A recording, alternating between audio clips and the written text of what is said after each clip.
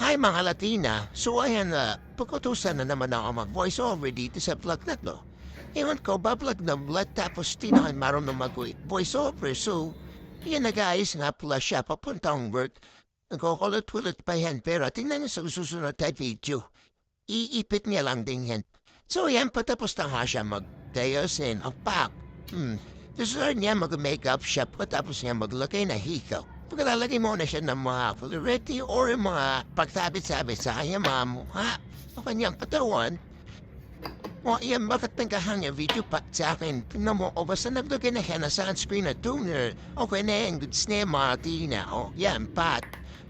Oops, kunyari, is more pindot-pindot pa ang pinakita ko. Anong brand? Yan, pang-moisture lang. Kanya mukha at maglalagay na nga siya na foundation o pack. Tingnan nga na, pasinin nga na lang yung ganito nga guys. Kasi hindi ko na din alam kung ano sasabihin ko. Naglagay siya dyan ng pampapula ng pisngi. O, di ba? Pa. Tapos nilagay niya pa ulit ng pampapula ulit.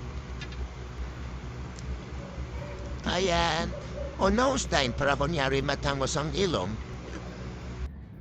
Okay, yan. Kita mga kilay lang.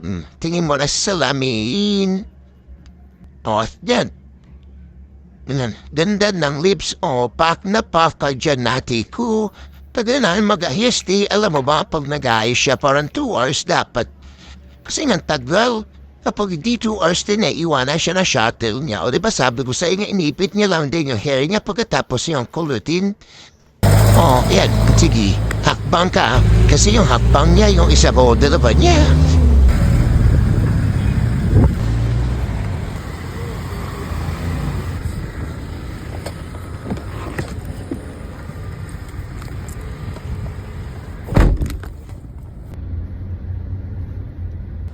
Yes, ayan, handa na nga siya to namin, no? Siya niya pala, hindi pala ako kasama dyan.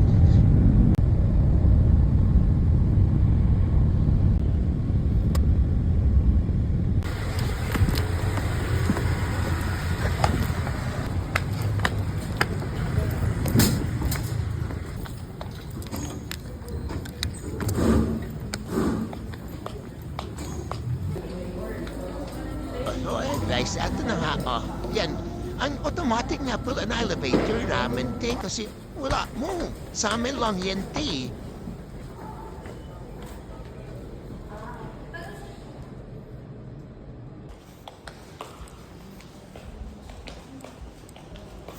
Ano traffic din?